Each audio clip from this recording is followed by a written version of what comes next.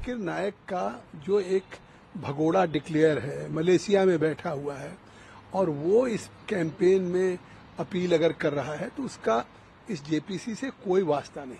और जेपीसी का गठन किया है जिसमें 21 मेंबर ऑफ पार्लियामेंट लोकसभा के हैं, 10 राज्यसभा के हैं और वो हम सब लोग उस पर बैठ के एक लगातार मीटिंग चल रही, कंप्रहेंसिव डिस्कशन कर रहे हैं। वक्त जिस पर्पज से होता है आम मुसलमान को, पसमानदा को या गरीब लोगों को या बच्चों को, महिलाओं को, उनके हक में उनको फायदा पहुंच सके।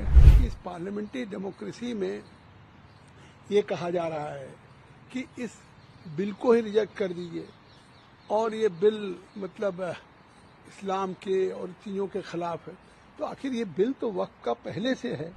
ऐसे बहुत से ईमेल आए हैं कि साहब हमारी प्रॉपर्टी है, उस पर वक्त ने अपना स्वामित्व जता दिया है।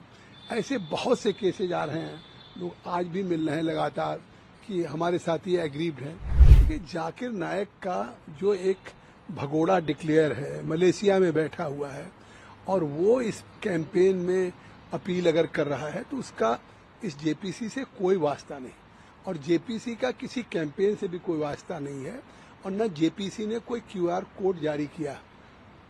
जेपीसी ने एक पब्लिक कम्युनिकेट किया था कि जो हमारे वक्फ अमेंडमेंट बिल जो 2024 है उसके जो अमेंडमेंट्स हैं, उस अमेंडमेंट्स के सिलसिले में अगर कोई सजेशन देना चाहे, कोई अपने व्यूज देना चाहे या कोई मतलब तो वो मेल के थ्रू या आप चाहे पर्सनली खुद हमारी कमेटी को दे सकते हैं। और जो उस बिल के संबंध में हमारे हैं हम उसी पे विचार करेंगे। हमने ये नहीं है कि अगर बिल से बाहर ये कैंपेन चल रहा हो कि इसको रिजेक्ट कर दिया जाए या इसको वेलकम किया जाए। ये जेपीसी इस पे नहीं, जेपीसी को पार्लियामेंट के स्पीकर ने इस अमेंडमेंट बिल पे एक जेपीसी का गठन किया है जिसमें 21 मेंबर ऑफ पार्लियामेंट लोकसभा के हैं, 10 राज्यसभा के हैं और वो हम सब लोग उस पर बैठ के एक लगातार मीटिंग चल रही, कंप्रहेंसिव डिस्कशन कर रहे हैं और एक अच्छा हम रिपोर्ट तैयार करें जिसके आधार पे एक बिल हो जो अपने आप में एक ट्रांसपेरेंट हो और वक्त जिस पर्पज से होता है आम मुसलमान को, पसमानदा को या गरीब लोगों को या बच्चों को, महिलाओं को, उनके हक में उनको फायदा पहुंच सके, चाहे एजुकेशन का हो, चाहे हेल्थ का हो, इस तरीके से चीजें हैं। सर कौन कौन है जो 19 और 20 की मीटिंग में पार्टिसिपेट करेंगे इस जेपीसी के डिस्कशन में? देखिए, हमने एक प्रोफेसर फैजान मुस्तफ़ा जो हैं, जो वाइस चांसलर हैं, इस्लामिक स्कॉलर हैं, उनको बुलाया है। पसमानदा मुस्लिम हाँ एक संगठन है, उनको बुलाया है और all India Muslim personal law board को बुलाया है जो एक संगठन है। ऑल इंडिया सज्जादा मुस्लिम काउंसिल अजमेर को बुलाया है और इसी तरह से फिर एक फर्स्ट भारत का है वो है, हमने इस तरह से, और एक मुस्लिम भारतीय मंच दिल्ली है।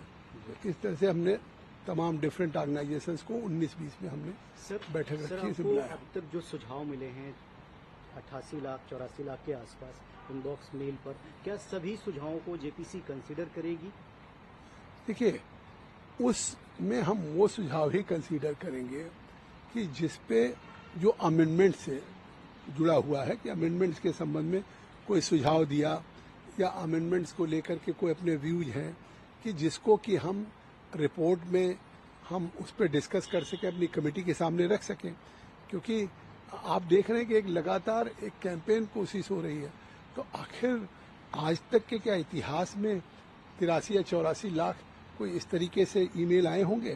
तो ईमेल हम जेपीसी में इसलिए हमने किया कि लोगों को पब्लिक कम्युनिटी को कि जिसका स्टेक होल्डर्स हो, जो इससे जुड़े हुए लोग हैं और इस संबंध में अपने कंटेंट्स के साथ और एक लीगल टर्मिनोलॉजी।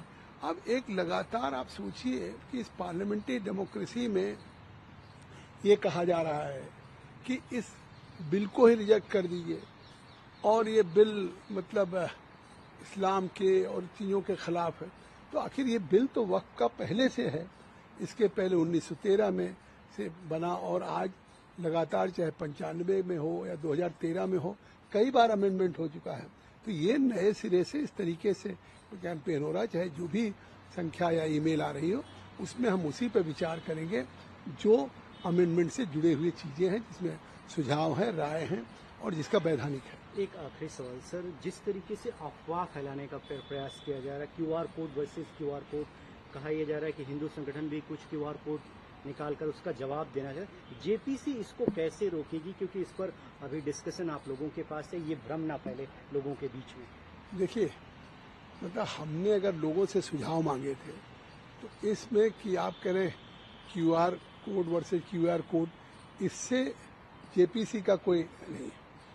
ऐसे बहुत से ईमेल आए हैं कि साहब हमारी प्रॉपर्टी है, उस पर वक्त ने अपना स्वामित्व जता दिया है। ऐसे बहुत से केसेज आ रहे हैं, लोग आज भी मिल रहे हैं लगातार कि हमारे साथ ये एग्रीव्ड हैं।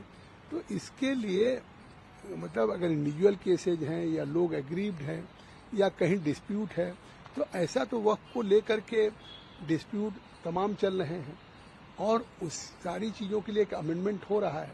तो वो अमेंडमेंट है और डिस्प्यूट तो मंत्रालयों के साथ है, जैसे रेलवे के साथ है, कहीं जमीन कहीं स्टेट गवर्नमेंट के साथ है। तो वो सब एग्जीक्यूटिव का काम है।